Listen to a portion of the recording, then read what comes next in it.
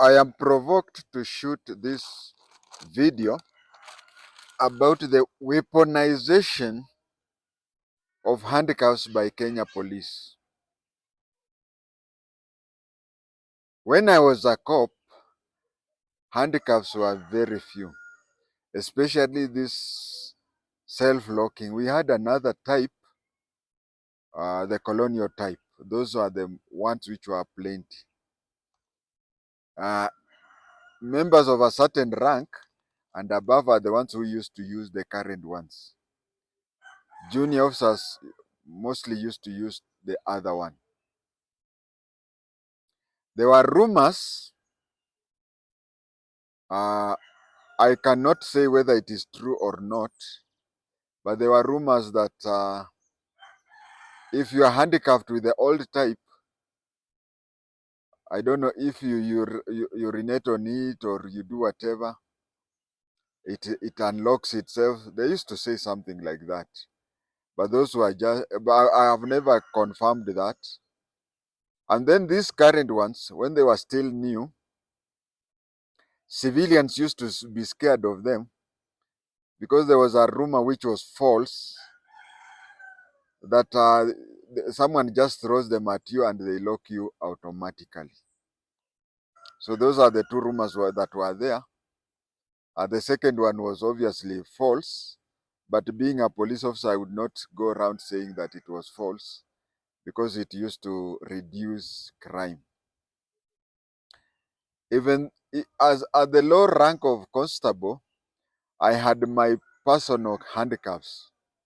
I had my own personal handcuffs from 1985. My father had his personal handcuffs, and when he retired, he was a very senior officer. When he retired, he handed over to me his handcuffs. When I left service, I had no time to hand over the same handcuffs to my kid brother for security purposes. You know, once you leave the police, especially if you leave unceremoniously, and then it happens that you have handcuffs, it would be very hard. It would not be easy to convince people that I'm planning to hand it over to my brother. So I had to hand over to the nearest person, who was Onzere. In Kiganjo, we were taught on the usage of handcuffs. We were taught that handcuffs are to be used as a security measure. When the person you are arresting is violent, or in your opinion could be violent, or he has committed a felony, or imagine arresting somebody in the slums. As you come out, people may gang up and rescue him. You see, rescuing him when he's handcuffed is a bit of a challenge. Chances of you arresting somebody from a slum, taking him to police cells with handcuffs, you are guaranteed more success than without handcuffs. When the person you are arresting could escape, or even the mob tries to rescue him, that one is what I've said gives you authority to handcuff the person.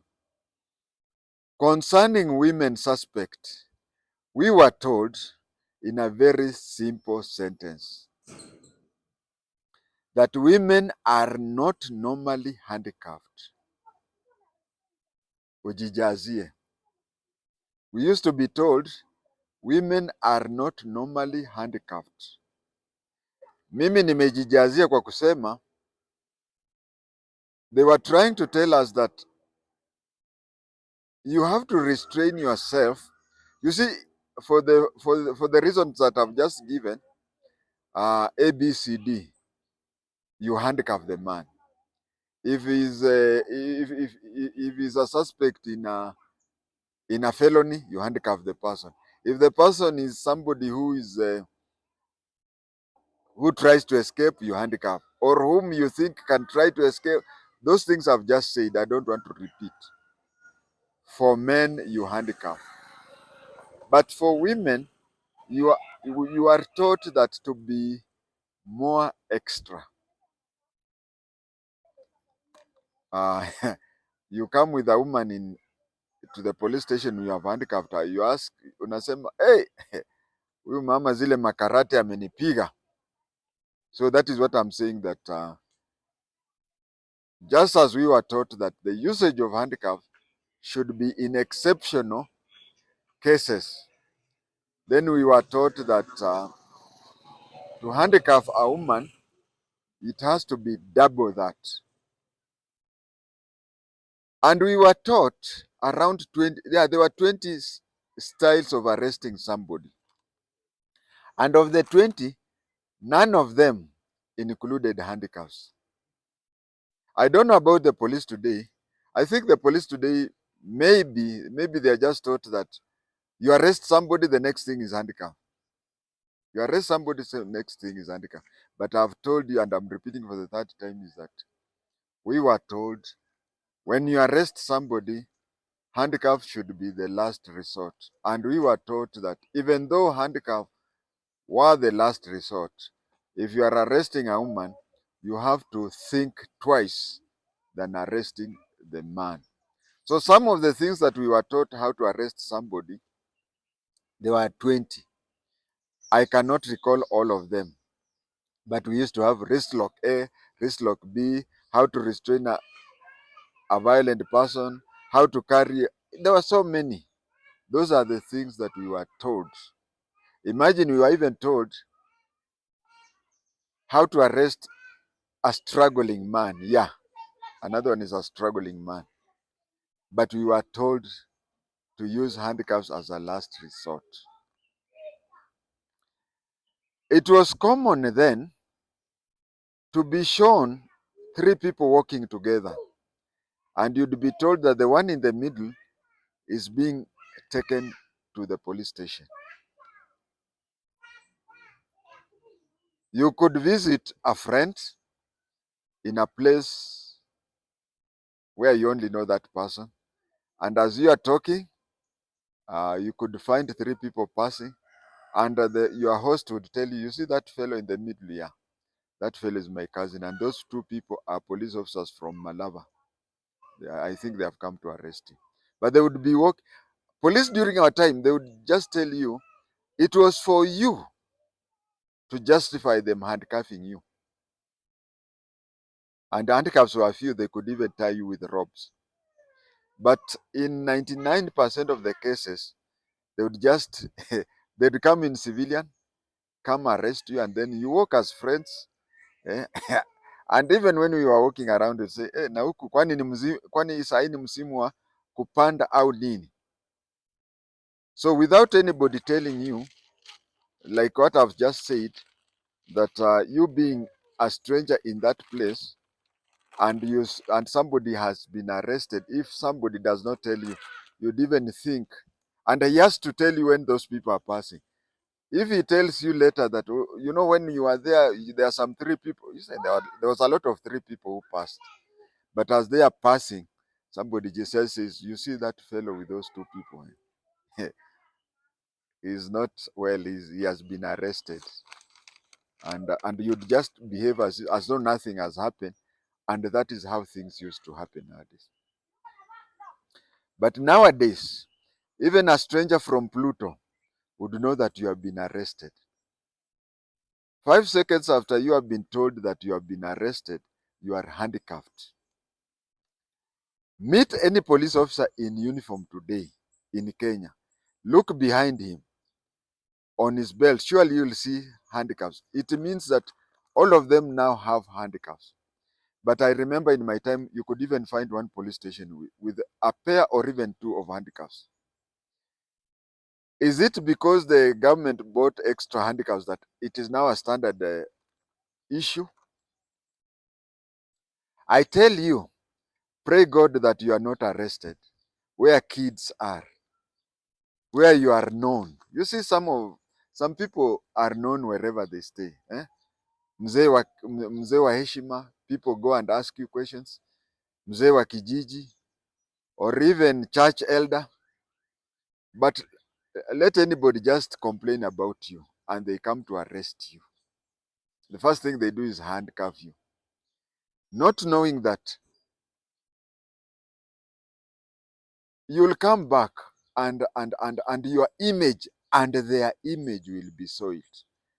Your image is unakumbuka siku ile mzee fulani alishikwa, now that will be the reference point. And as I'll tell you later, you'll also see that you are also soiling the police name, because some of us where we stay, we are babu ama buka rafiki, and taking an elderly person of that who is loved by grandchildren in the presence of grandchildren. You are discouraging future police officers, because one day you'll retire. You should behave in such a way that those kids admire the police work. We behaved that way. That is why you are there.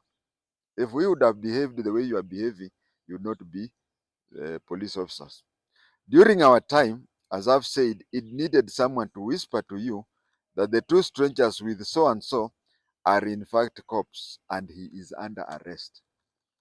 You see the way they are talking, the way they are, we'd think that they are three best friends. Today, even a blind person will see you being arrested. The intention of police today is maximum embarrassment to you. But the majority of the people who are taken to the police cells are not criminals. Many cases end at the police station, others end at the court. At the police station, the complainant can withdraw the case, or even the wrongdoer can apologize to the person he has wronged, and they forgive each other. We have cases where the ODPP finds that the case does not win the threshold, or even the accused can win the case in court. So, up to the time when the court declares the person convicted, he's an innocent just like you and me. But today, the police handle you with a maximum embarrassment. I know maximum embarrassment also has its own good side, because anybody who may want to enter into an argument or may want to commit any crime, when he remembers how the embarrassment he'll face from the police, he'll desist from that.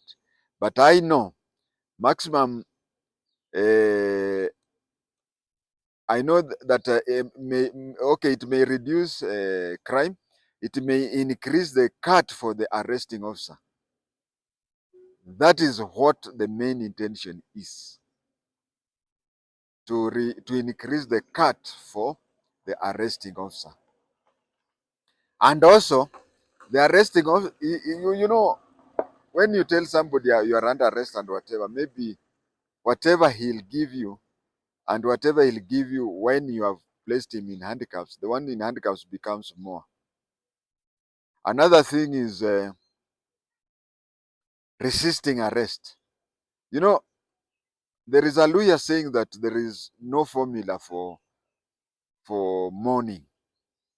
When you have a dead relative, you can mourn in different ways. The same way there is no formula for reaction to being arrested. There is the disbelief, there is whatever. But you see, whatever you do, the arresting officer has a privilege. He can declare that you resisted the arrest. He has added a second charge, and he has added a cut. Because when you bring the cut, he will ask you, this one he takes care of resisting arrest. What about the main arrest?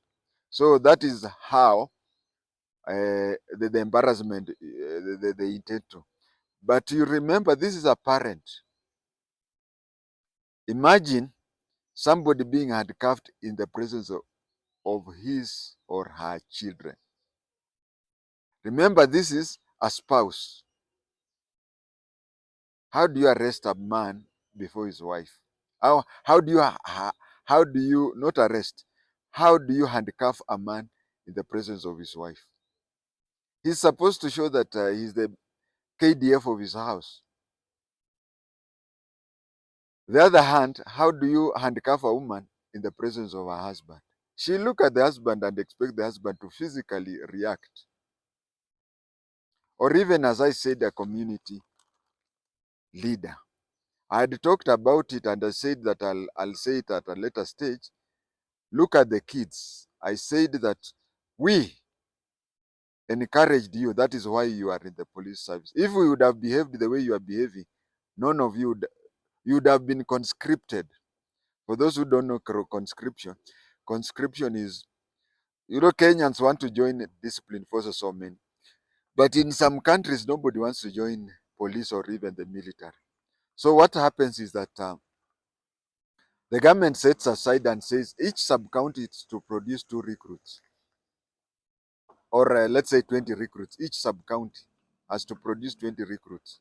Now what happens is that within the sub-county, each area is divided, let's say 1 recruit each and 1 recruit each. So every chief is told to produce 1 recruit.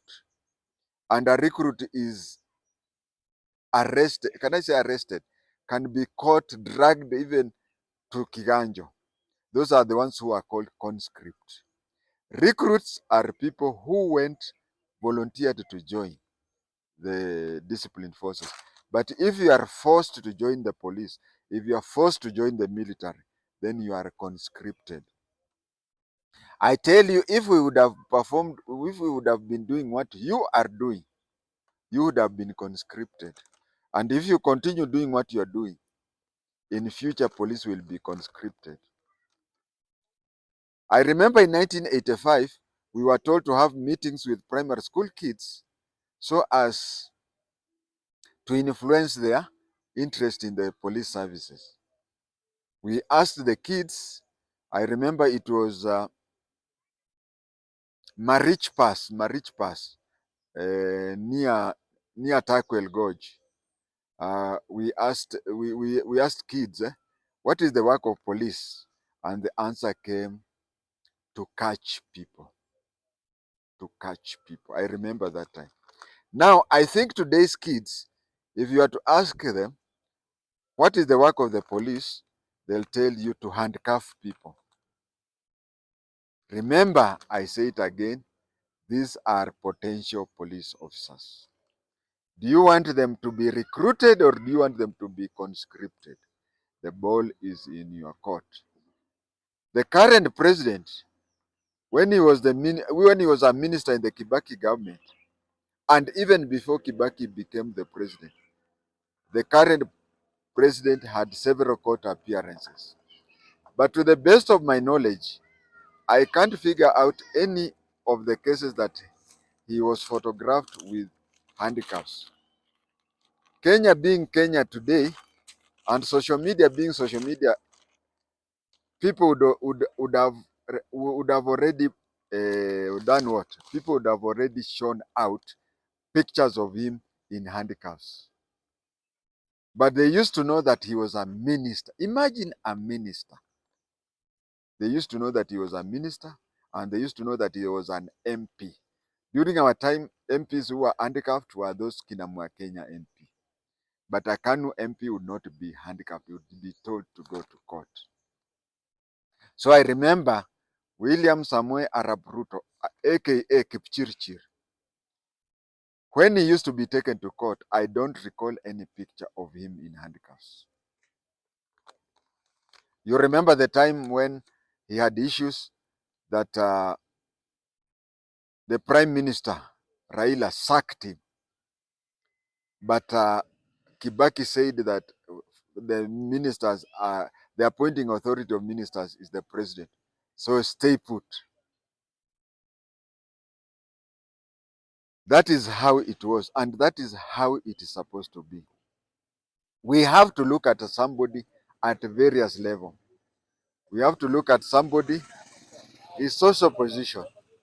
Some of us have never even been a village elder or a village community, but a person like me being handicapped like like Wakinyonga, it is really bad. Maybe that is why you find that it has even provoked me to record this. I remember in 2024 when Ruto visited Wamunyoro and they had an evening firewood talks. I saw pictures of Rigathi in a golden overcoat adding firewood to the fire that evening. That is the same court that he used to visit courts with. And there are so many pictures of Rigathi Gachagua being taken to court by Uhuru government while in handcuffs. It was out to embarrass Rigathi at that time. In my opinion, the embarrassing situation where a prominent leader had to be photographed in handcuffs started during the reign of Uhuru Muigai Kenyatta. It was meant as a total embarrassment to the leader. You know, Crown Prince Uhuru Kenyatta knew that or believed that if you came, he believed that if your picture was placed in the newspapers or in the TV with handcuffs like a common criminal, then you could not even win a village seat. But if you come from near a certain lake, you being handcuffed and being publicly embarrassed are bonga points. Today, handcuffs are not meant to restrain the suspect, but to humiliate him. I would understand if a platoon of GSU went to Natembea's home in Kitale. I would understand. Because getting him out of the house in a place where he has supporters may be a challenge. So, if we would have taken a platoon from Chepchoina to come and get Natembea from his house in Kitale, that one I would understand. But tell me, what did you gain from having him handcuffed as if he was Obado? He was taken from his Nairobi house, or wherever he was staying in Nairobi house, if he has a house in Nairobi, taken to the Integrity House in handcuffs. From there, he was taken to court in handcuffs. What is the purpose of handcuffs?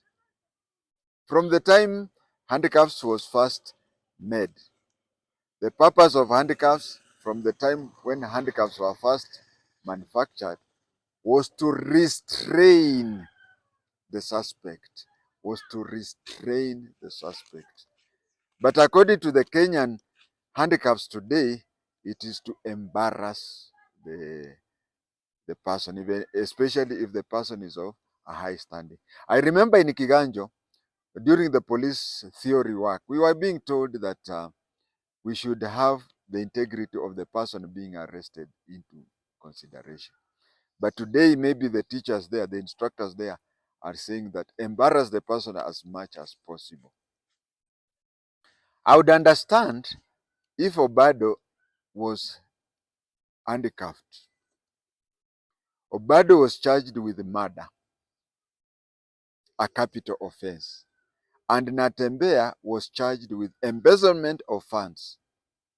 Of what flight risk was he?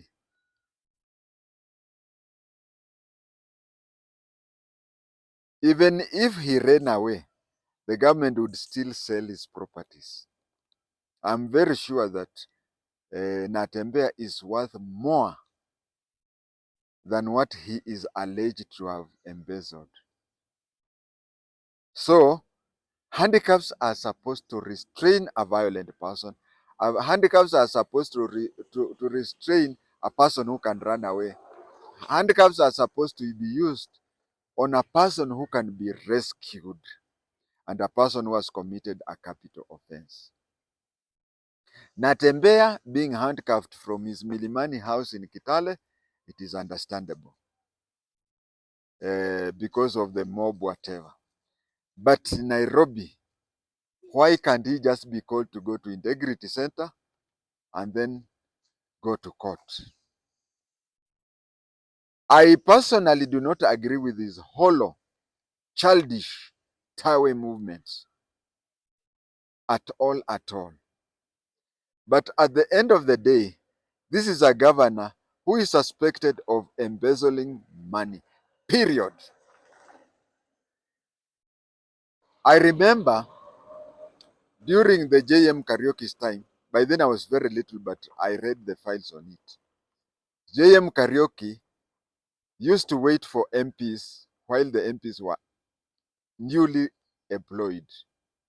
He used to tell them to be very careful with something to do with money embezzlement, because the time they will disagree with the government, that is what the government will do. This thing that used to be called, all MPs, apart from a few like JM Karaoke and a few who had JM Karaoke, most of the MPs used to have false mileage. And the government knew. The government knew that they were doing false mileage. And so they would wait until when the MP was not singing the proper song, and then they'll be charged with the false mileage. I know a lot of, if we were to say that we have 47 governors, if we were to talk of governors who are not embezzling, we would we would remain with 7 or less. But what the government is doing, like what it used to do during Kanu time, is that they know what you are doing. But the time when you are in the wrong side of the government, they use it as a weapon. That is very bad. I would say that the government embarrassing people, like lastly, finishing off, I would say that when the government embarrassed Natembeya, when they embarrassed him, they only gave him an opportunity. Instead of landing at Eldoret, which is Eldoret International Airport, he deliberately landed in Kisumu so that he has an opportunity to perpetuate his motionless movement that is called Tawe. And we say Tawe to that.